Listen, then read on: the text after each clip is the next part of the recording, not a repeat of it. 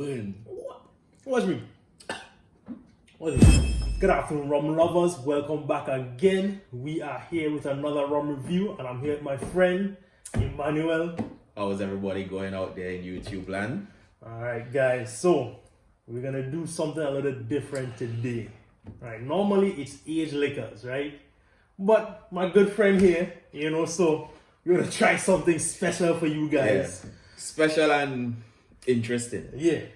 We're gonna review some of the hottest spirits in the Caribbean. So today we got Wray Nephew Overproof, which is 63%, right? So this we expect to have a lot of that Jamaican funk if we could stand the 63%, right? And then we have Forest Park from Trinidad, Puncheon, right? 75%. Now this is clean, right? So honestly, we really enjoy having this in a mixed drink. Like you just want to up the oomph in your drink without too much flavor. You get this, the Forest Park, right? The Puncheon rum will give you, you add puncheon to lemonade and you just taste lemonade, Agreed. with some heat. It's almost like some people say it's almost like vodka, right? And then we have the chief. You understand? The general, the big gun. No matter how small this bottle is, you understand? It's lasted years. Yep. Because this is Sunset Rum from St. Vincent. And this is 43.5%. So, we got our waters in the corner here to help us. Necessary. Now, as a guy from Trinidad and Tobago, I'm trying not to be biased. Right. Because it's easy to be biased with these type of selections. Correct. So we're trying to do an honest comparison. Agreed. So, I ready. We are ready. Let's start. So bring your one shot glass. You just do a really small, just a taste, not to wound us. Alright, that is plenty. Yeah, that's Alright. good. We have enough there. Alright, so we're going to start off. Let's just nose, right? Usually we nose these things. Let's nose and give our nosing notes. What do you get? Well, I surprisingly smell a lot of molasses in it. And that's the first thing that catches me. There's a weird, fruity, sweet scent. Yeah, like real sugar. Yeah, it is very sugary. There's a sweet scent on this, which is, I think that's kind of what people usually refer to as Jamaican funk, because as much as it's sugary, it's more than sugar. There's some sort of fruit to it that is very typical of a lot of Jamaican unaged spirits, right? Yeah. So smells pretty good, So we're gonna go now and take a taste.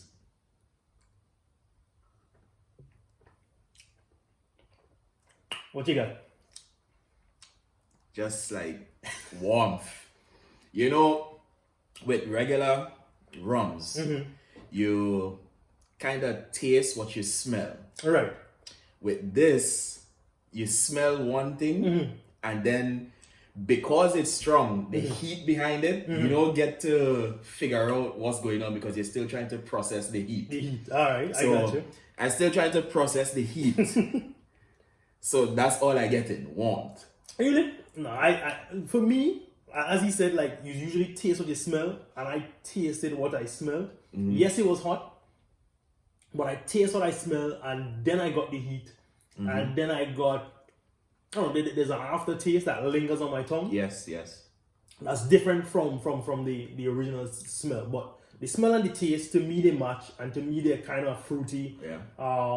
I think this is what most people refer to as that rotten banana sweet smell that people I can kind of see that to Jamaican rums. Let me taste again and see.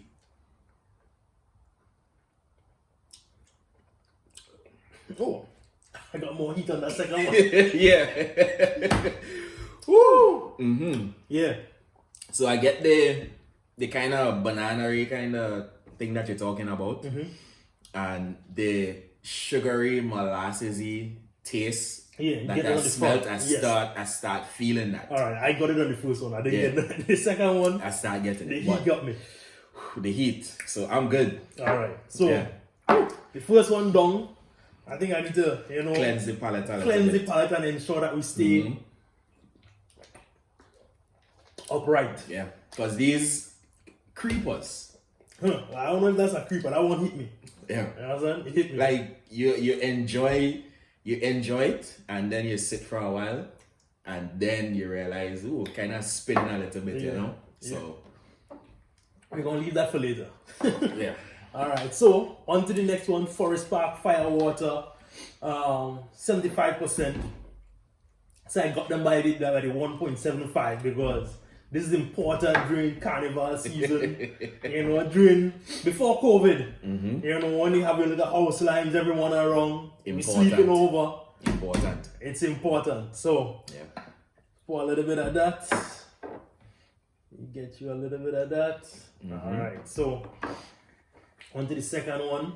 Now, like I said, this is where I'm from. Right. So I trying hard to stay biased because it is not the first time that I've consumed Puncheon. Right. And nothing happens to me. Like, I don't know if that put me in a different class of people who consume alcohol.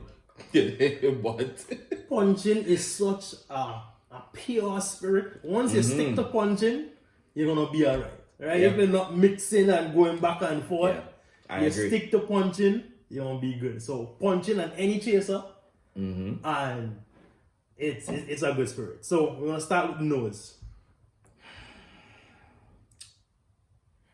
Interesting. What you got on the nose?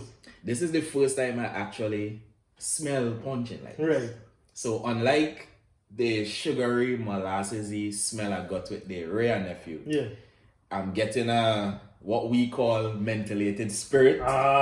Yes, methanol. A kind of methanol, hospital stuff.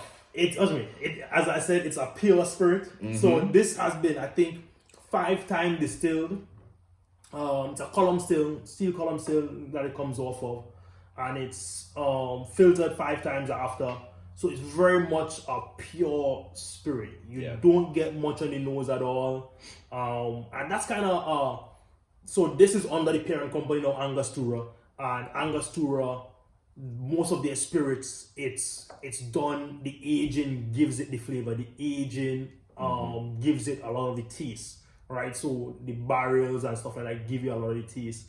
And that is what they're known for. They're not known for punching raw material, they're known for the aging, right? So this being the pure spirit, this is where they started, right? Basically, this is what turns into the 1919, the 1824, the 1787, which we love drinking. Yes. So, and that is all about the barrel. So the pure stuff on the nose, it's mentholated spirit. Yeah, I agree.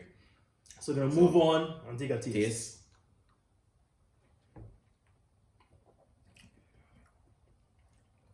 A little sweetness.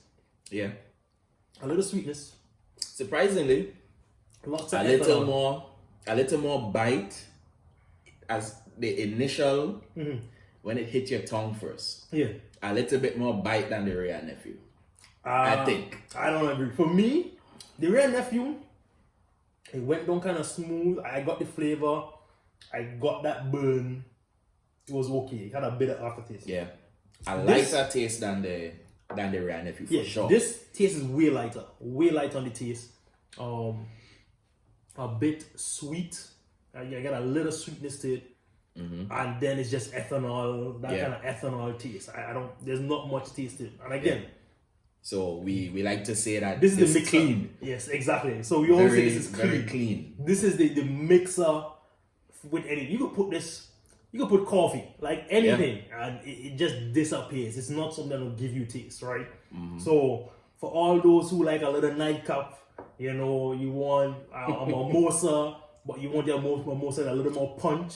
It's way stronger, right? But you still get the color of a well-balanced mimosa. So I feel like if you're brave, like soaking fruits for Christmas. Yes. If you want that kind of, you want that heat, make a punch, like people make this gallon when they have like friends over. Exactly. I think this is the way to go. Yeah, this is Yeah. This is instead of using Everclear, Puncheon rum. I don't understand why people just can't take it. Like this, to me, this is the weaker of the three. The weaker of these two in terms of the taste, how clean it is, and that type of stuff. Yeah. And a lot of people, they complain. Right. I don't see anything to complain Yeah, about. that's the thing. Like this, honestly, is weaker than in alcohol, right? 63% to 75%. But this has so much more taste that it distorts everything. And in a mixed drink, you just taste this. Yep. Right? It is hard to hide this drink in a mixed drink. You know, so if you're making something and you want a certain flavor profile of the drink, this is gonna distort it. So you really have to, when you're mixing this, to me, you have to mix this. You have to mix this in mind, knowing that there are gonna be some flavors from this that's really gonna stand out there. You know, so it's based on your profile that you want. You know, you can make a drink strong in alcohol and keep the flavors balanced using this. But once you use this, you gotta know that this is gonna stand out. But it's been a good drink. I just made some Puncheon creamer, which is like Trinidad and Tobago's eggnog, using this. Very delicious, right? Again, because it doesn't stand out that much, you get that eggnog taste, but you get that punch of the Puncheon rum. Yeah, you have the ability to taste the other flavors of whatever you're making. Versus if you do this, you have to do too much to mask the taste of this. Right. So that's the thing. Like, if you put this, like for instance, like Jamaicans like to make sorrel, and in all their sorrel, even if they see like kids are not drinking, there's some of this in there, right? Exactly. But usually just put a little bit. It doesn't lend too much. There's a slight funkiness that you get, that slight taste, but it's just enough where the sorrel really shows up, because the sorrel is a very powerful drink. It's a Caribbean drink. So sorrel is SORREL. You can look that up. I'll drop a link below. But sorrel is something that's typically made around the Christmas season, and they still put some overproof in there, no matter who is drinking it, right? But they put a little bit. If you want to make it stronger and you put this in there, it's gonna create. You're gonna taste more. Hey, there is this in there. Exactly. You put Puncheon in there, man. You could put you could go as much as you want, right? It's a creeper. It's just gonna creep up and hit you in there. As much as you want, man. So that's the difference between those two. So let's clear the palate one more time and go with number 3. So we're gonna pour light, right? Let's make some room. I think I've had this now for at least a couple years. It was November 2017 this was made. Right, so I probably got this probably 2017, 2018 or something. So small shot, just enough. Now, as you're pouring, I just want to say that that's enough. Vincentians, I don't understand. I don't get it. You know, like I don't understand why would you put this in a bottle? You know. But so we have some funny stories with this one. It was someone's birthday in this room right here, right? Oh man. And we were trying to get to that certain number of that person's birthday with some shots. Yes. And honestly, a half a shot at this. Yeah, this was the it put down the room, right? This was the straw that broke the camel's back. Watch me, there was before this bar was built, there was someone doing wall sits, right? Trying to fight. Trying to fight off this rum, right? The rum won, right? Yeah. They almost broke the wall trying to do this wall sit. It was a rough night. Yeah. It was a rough night. Some toilets were exploded. It was rough. So, coming back from memory lane, we're now gonna try the sunset, right? Yeah. I'll aptly name sunset because when you sip this, you just go. Your eyes go down. Yeah, sunset, man. It's sunset. All right, let's try. Oh, first we gotta know. Sorry. What do you get on the nose? No clue. So on the nose, I get. So this honestly is the most flavorful Yes. in the taste, or at least on the nose impact so far. Because this nose, it has more nose than the Puncheon, but less nose than the Wray Nephew. Yeah. And the nose, I would say there's a little citrus on the nose. There's the menthol, but there's a bit of citrus. Yeah, I could get a little bit of that. I don't know what it is. There's some other thing there. There's a slight citrus. There's a slight some fruit, but that's about it. But I feel like this is St. Vincent's best kept secret, and I think in more ways than some, it should remain a secret to St. Vincent, because as much as we like to say overproof is strong rum and Puncheon is strong rum, I think there is a reason why this has very strong rum on it. Exactly. And it is living up to the name. It is another category, right? Yeah. So let's take a taste and give you some tasting notes. Wow! Woo! Wow! Immediate burn. Watch me. So I gotta go to the water immediately on this. Alright, so wow. On the mouth, there's a weird drying feeling. Yeah. And once it hit my throat, it was done. Like, alright, I don't know. I gotta try to put it in my mouth a little longer. I'm not doing that. Alright. Alright, just on. I just want to try to put it in my mouth. I'm not going to swallow it, honestly. I can't swallow it. It was... Good luck. Let's see.